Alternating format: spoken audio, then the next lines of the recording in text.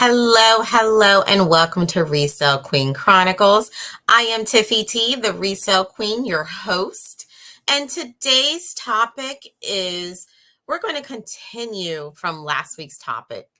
After last week's show, I got a couple emails with a few questions and I responded to some, but I think these questions are beneficial to all of my viewers and listeners. So last week, if you are not familiar with what we talked about, I went over what to do with inventory that is damaged or broken, or if you are buying like a salvaged pallet or something of that sort, what to do with the product.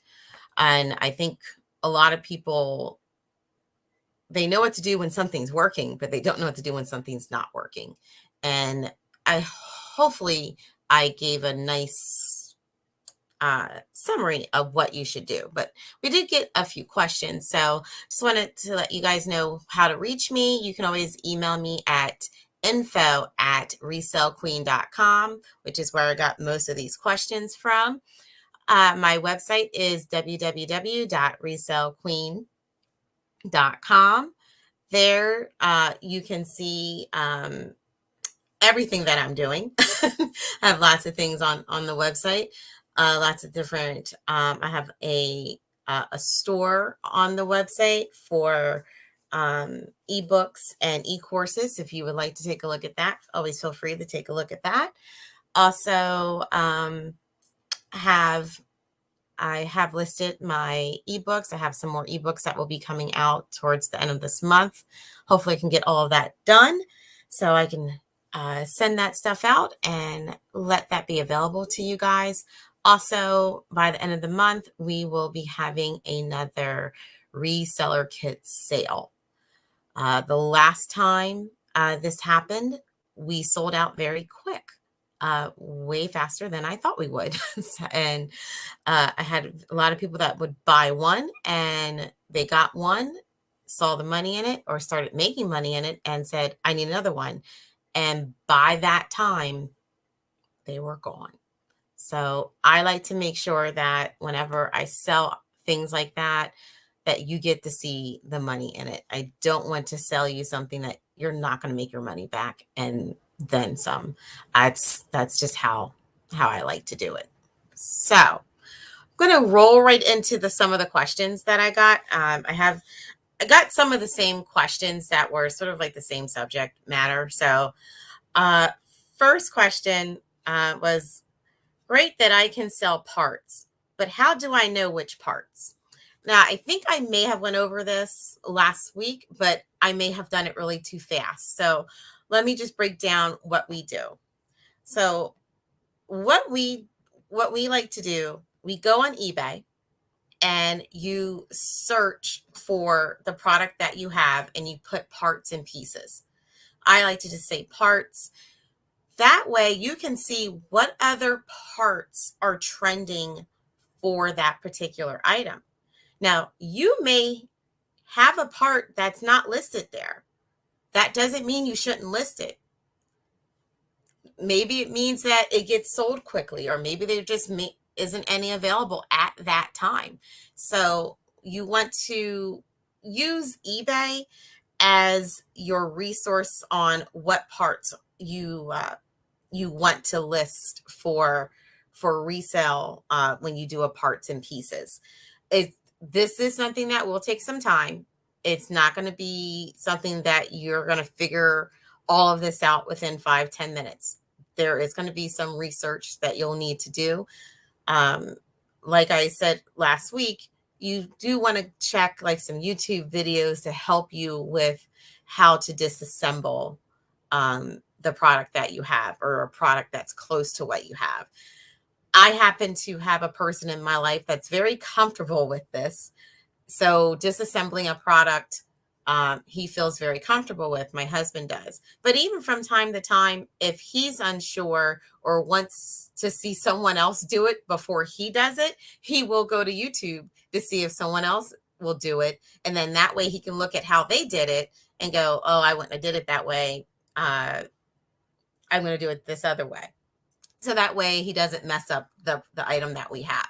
So that's one thing that you can do. Go on YouTube first, search on how to disassemble, then use eBay as your resource to know the parts, to know what parts, are really sellable that people are actually going to buy. If you happen to see a part, or should say, if you happen to have a part that you don't see on eBay, that doesn't mean it's not going to be something that isn't going to sell. Maybe it's something that people don't really need with that particular item, but you just never know.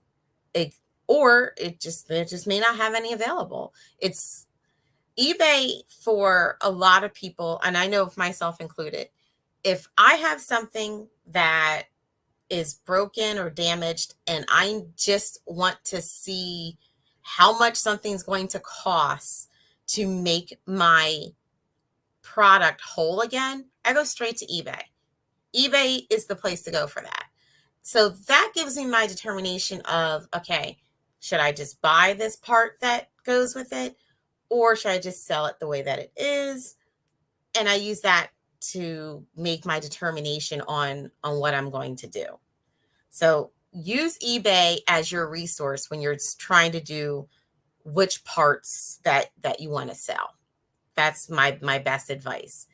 But just because you don't see it there doesn't mean it may not be needed. It just may not be on that platform at that time. But you can take a look to see what is trending for that particular item. So for example, let's say I have a coffee maker. You want to see how much the carafe costs.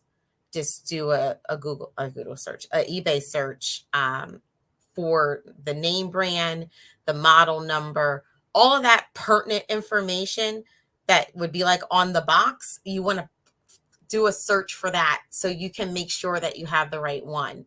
Also, if you can find what the product was supposed to look like, meaning you know which place it was liquidated from, then you can normally find that product on their website. It may not be available for purchase, but you may be able to find information on that product. If you have a barcode that you can use, everyone, I think I've talked about this before, you can search the barcode, and that should give you some information about the product. You can see like the original listing of what it looked like when it first hit the internet. So that is where I would start. I would start with eBay, do a very, very, very broad search, not broad. You want to actually search with the name brand, model number, all of that information. So that way you can see what are the parts that people are selling. So you can see what you have and what you don't have. Hope that helps. If you have any more questions, you guys know how to reach me. This person, actually, I had two people kind of asking the same variation of this question, which was, will my parts sell quickly or will they sit forever? The short answer is, I don't know. It's all according to the market's need of how, the market's need and your pricing of if it's going to sit forever or if you're going to make your money back quickly. I can't tell you that it's not going to take 3 months, 3 years. I know for a fact, I believe about, this is pre-COVID. So, it's about 2-3 years ago. My husband bought a pallet full of broken TVs. And I think we still are selling stuff from that pallet every now and again. Something from that broken pallet, the broken TV pallet, comes up again every now and again. And we kind of just look at it and laugh because, we've already made the money back on that pallet, but it's something that I didn't really have to market, had the right price, had it available, and it's sitting there making a little bit of money for me. If you have lots of parts and lots of pieces, it could be a daily grind of having a lot of shipments. If that's what, if that's the process or the makeup of your reselling business, there's nothing wrong with that. Actually, there's people that do pretty well selling parts and pieces. I can tell you for us, we have one eBay account that is just parts and pieces. And you may say, why do you have everything so separated? I need that for me. And I also like that for accounting purposes. So I know which eBay account is actually profitable and bringing in the most money and things like that. So that is my answer, my long answer to that. It's all, I mean, it's all going to be according to what you have. You never know. You could list something and someone's TV could go out that night, or maybe their kid hits the coffee maker and something breaks. It's all could just be the magic of the timing. So the only thing I would say is don't expect it to be quickly. If you expect it to not be quick and it is quick, then you're happy, right? So that's sort of like the saying of, I like to under promise and over deliver. So that way I give you the lowest set of expectations. So when it does do something great, you're happy. And that's really what I would say when it comes to parts. And I got like 2 more questions. So, all right. So this person asks, if I disassemble a product, won't it void the warranty? Yes. And I'm not going to say mostly or sometimes, just yes, it is going to void the warranty. That is why that is your last resort. Most manufacturers' warranties, like we discussed last week, is only going to cover functionality issues. It's not going to cover physical damage.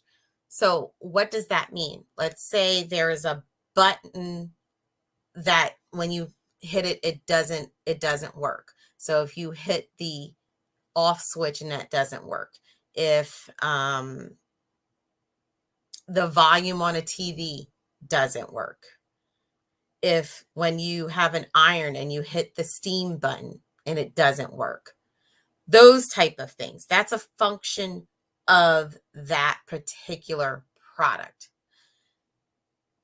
Physical damage, most manufacturer warranties are not going to cover that. Just expect that they're not. If they happen to cover it and you get someone that says, yeah, sure, we'll cover that, great. Remember that. Remember that person, all of that, because I know for a fact there have been times when we've tried to do certain things and it's just didn't work. So if it's a physical issue, an example of a physical issue, I'm going to use the coffee maker and the carafe, the thing that the liquid goes in, it breaks, falls on the floor, and it shatters. That may not be covered because it's physical damage. But if there's like a crack in it, if for some reason the burner doesn't heat up or it doesn't turn off, that might be covered because it's a functionality issue with the product. So I'm just trying to give you a couple examples to kind of help you with your thought process if you ever come across these type of issues or something close to it, so that you can understand where the warranty company is coming from if they approve or decline. And they may even give you, they may troubleshoot for you. Follow that, because if you can get it to work after the troubleshooting, you're golden. Yeah, that's my suggestion. So the question was, if I disassemble a product, won't it void the warranty? Quick answer is yes. But as I said before, that is a last resort. My first thing that I always want to do is try to have something covered by the manufacturer. That's the simplest way, because I didn't make the product. I don't have the plant to do it. I don't have the plans of of all the little parts that go with that product. The manufacturer does. Let them fix it. That's what they do. So, oh, this is a good one. I probably should start with this one, but I think this is a good question. If they ask for proof of purchase, what do I do? All right. Some places are going to be sticklers about this. And what I mean by sticklers, I mean they're going to want some type of proof that you bought it from a particular store. Sometimes, because it's become an issue, some manufacturers' warranties, they won't extend it if you buy it on Amazon from a third-party seller, things like that. My suggestion is to find out where that product, the store that product was liquidated from. Then you can say, I think it came from such and such store. I don't have the receipt. You're not lying. You don't have the receipt. Okay. I think we only had that problem one time. Seriously. And even then, there is normally a manufacturer's date on the product somewhere that they look for, whether whether it be like on a little sticker or something like that. So that may be when they say the clock starts for how long they're going to cover it. So tell the truth. You don't have to tell them the whole truth. You don't have to say, oh, I bought this off of a pallet. No, don't go that far. My first advice is to find out the store that it came from, which you should already know, because if you have a relationship with your wholesaler, you should kind of already know where this is coming from. And if it's a well-known brand that every box store sells, or even if it's something that's sold exclusively at one particular store, you should know where it came from. And if you don't know that, it should be quite easy to find thanks to the internet. Again, if you happen to have a barcode, I use a barcode scanner, but search that barcode online, see where you find that particular item, that item listed, and see what type of bigger national chain that has that item, and you can say, I believe it came from such and such. Honestly, because a lot of things are done online now, they may not even ask this question. I think that question comes up more if you call on the telephone, but a lot of places, because of staff shortaging, COVID, and all that other stuff, they have portals right on their websites that will walk you through what you should do to see if the warranty is going to be covered. And you can normally just follow that. So that's my suggestion. I know the first time you do this, it's going to be a little scary, because you are in a territory of your reselling that you may not be comfortable with, or that you just haven't done it yet. The first time is the hardest, and then the second time will get easier, and so forth and so forth. Just speak with confidence and you'll be fine. Especially with that question of proof of purchase. Who has all of their receipts from all their everyday purchases? I know I don't. If I needed to go to the store today to get some Valentine's Day stuff for my kids' class, I'm not keeping no receipt for that. While I was in there, I saw a cute pair of gloves, said, always use another pair of gloves. I got an ice scraper for my car. I'm not keeping a receipt for that. You know what I mean? Like, unless like it's a big major purchase that I need to put on my taxes. Other than that, I'm not keeping the receipt. And they know that. they know how irresponsible us Americans are.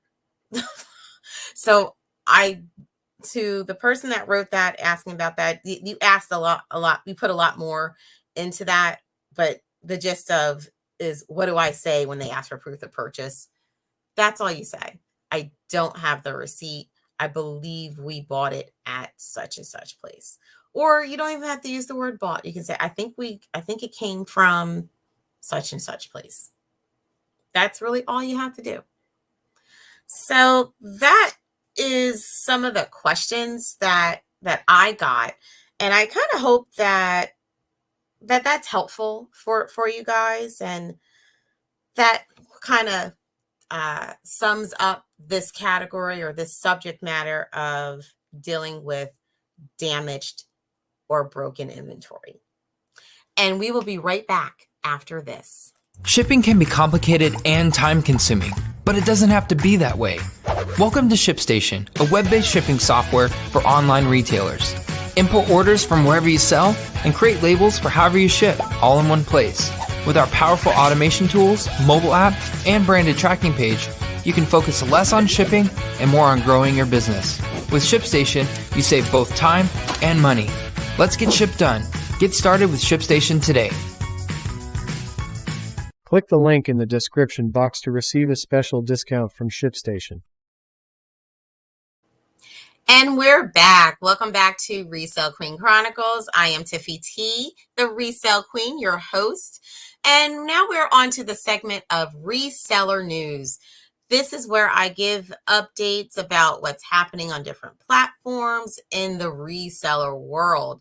So I have a couple things to talk to you guys about. If you follow me on Instagram, you would have seen that I posted this article, and it's about sold by Amazon. Okay, so what does that mean? So if you happen to be an Amazon seller, you know what sold by Amazon means. It's that dreaded, I shouldn't say it like that, but it's the truth. For me, it's the truth. You dread it. I know I do. I have, because I have many times found myself a good product, kept getting my replenishments and getting myself going. And next thing you know, here come Amazon hopping on the listing, making the price whatever they want. And of course, their stuff gets sold first, regardless of the price that you have. So I learned not to, what's the word I want to say? I've learned not to settle with the Amazon price. I just let them sell out and then get my money when it's all done. And let that probably be the last time. Unless, of course, it sells quickly. It's all according to you guys. So I'm going to read what I have here. I think I posted an article from a different place, but I always like to use e-commerce bites just because I like that they don't write a lot of stuff. Let's see. Regulators have gone after third-party sellers on Amazon for engaging price fixing. But today, news comes from the Washington State's Attorney General. They went after Amazon itself with similar charges, asserting one of its programs violated antitrust laws. Amazon will shut down the Sold by Amazon program nationwide and will pay $2.25 million to the Attorney General's office. That's a drop in the bucket for Amazon, which will be used to support its antitrust enforcement, according to their press release. Yada, yada, yada. Okay. So, for example, if a seller and Amazon agreed to a $20 minimum payment and the item sold for $25, the seller would receive the minimum $20 minimum price and share the $5 additional profit with Amazon, in addition to any fees. Yeah, that sounds about right. So they're going to stop the Sold by, says they're going to shut down the Sold by Amazon program. So I take that to mean it's third party all the way. I don't know. I'm going to follow that because we'll see what happens. We'll see what happens on that. So, all right. So next, keeping on the same subject matter of Amazon, just check and make sure we don't have any comments. Okay. I got something about this, but it's for old listings, so I didn't really care about it, but I'm going to tell you guys. Amazon electronic sellers must add new RFD attribute to listings. All right, so I'm going to read the article, then I'll talk about it. So sellers who list certain electronics on Amazon must revise their listings to comply with a new policy on radio frequency. The FCC radio frequency emission compliance attribute is now available for you to add your FCC compliance information to radio frequency devices that you offer for sale on Amazon. Amazon said that according to the FCC, almost all electronic or electrical products are capable of emitting radio frequency energy. Examples of products that are regulated by the FCC as RFDs include Wi-Fi devices, Bluetooth devices, radios, broadcast transmitters, signal boosters, and devices with cellular technology. Sellers have nearly 5 weeks to make sure they comply with the new policy. Amazon will remove ASINs that are missing required FCC information.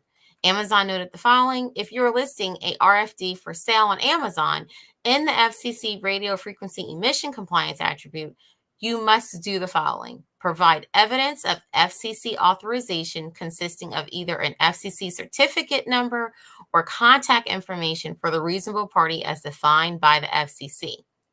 Declare that the product is not capable of emitting radio frequency energy or is not required to obtain an FCC RF equipment authorization.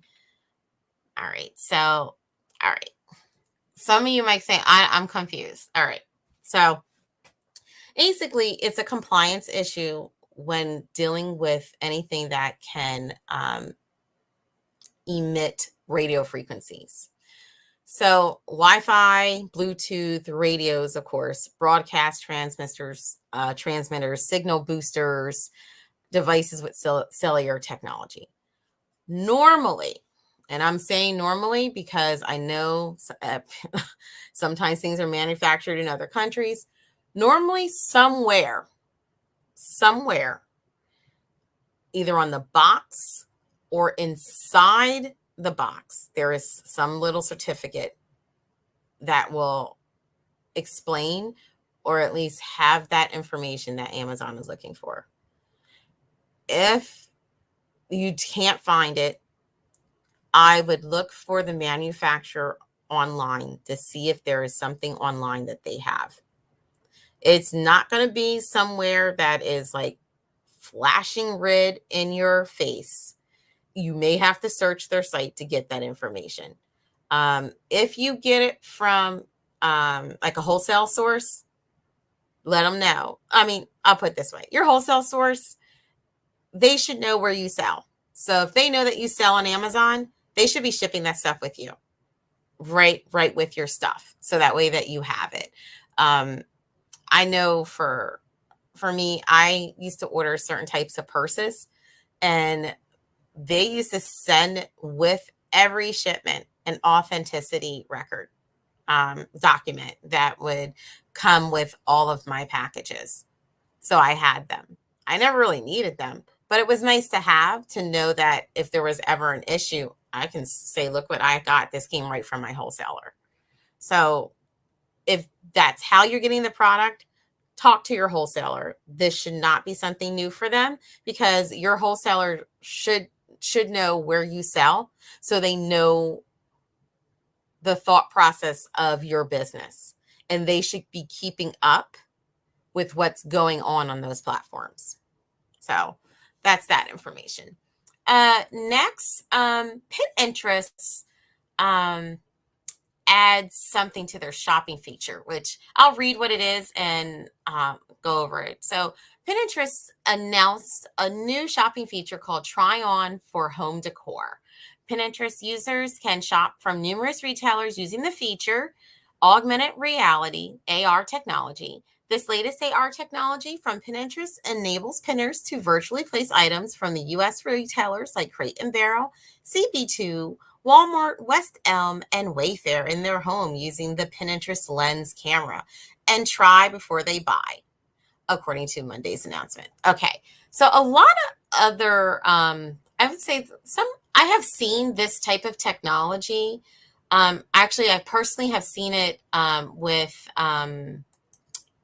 paint companies, where you can take a picture of the wall, like of the room, and you can like try on different colors and see what that looks, see how that looks, and gives you a realistic look of what that would look like in the room.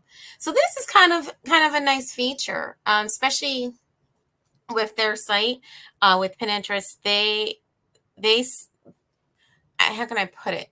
It's nice to be able to kind of see what something would look like in your home, and help you with, your design thoughts and processes. So that's a nice new little feature. It's kind of nice. We are in a time now where everything's kind of virtual, but when it's virtual and it's helpful, that's when it's nice. So I think that's a nice little cool thing. And last but not least, I actually just did this today, went on eBay and got all of my tax information. So there's an article that was posted by E-commerce Bites talking about how to get 2021 eBay sales data to file your income tax. So actually, I kind of got a link to it on my seller's hub, and that's where I went. I don't honestly. So it says, yeah, that's where I went, seller's hub. So all of your needed information can now be found in your seller hub under the performance tab. Once you are on the performance tab, you just need to click sales on the left side of the screen, and you will be able to select your sales data based on the length of time you wish to view. It can be searched by the day, week, month. Okay, so that shows you how to generate the report. For me, I get 1099s. So yeah, I kind of it's a combination of both. So that's how to generate the report, so that you know how much your sales are and things like that. However, I do get I also got my taxes. So when I went to, sorry, I should say my taxes. I also got my 1099 form.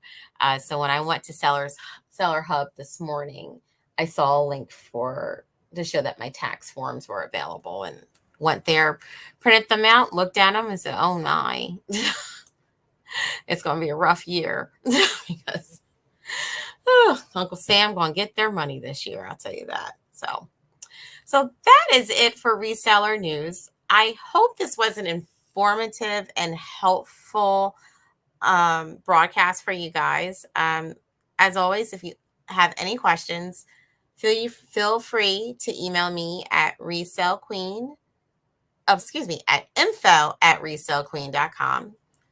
I can be reached on any of the social medias. They should all be listed in the description box. Whichever way you want to contact me, that is fine. I try to respond or have someone else respond on my behalf. And I will make, announcements for whatever is happening at that as time goes by. If I don't really send a lot of emails, but if you would like to subscribe, you always subscribe to my emails. Go ahead and click on the subscribe to my reseller news in my description box. I am not a person that likes to send out a whole bunch of emails. So you're not going to get more than 2 from me in a month. I know that it's kind of not the way they say you should do things, but I get irritated when I get a person's email all the time, and the only thing they're doing is redirecting me to buy something or something of that sort. That irritates me. So I'm not going to irritate you and do the same thing. That's just me. Well, guys, this has been real. I really enjoyed this today. So I will see you guys again next week. Thanks for your time. Thanks for listening. You have a good one. Bye-bye.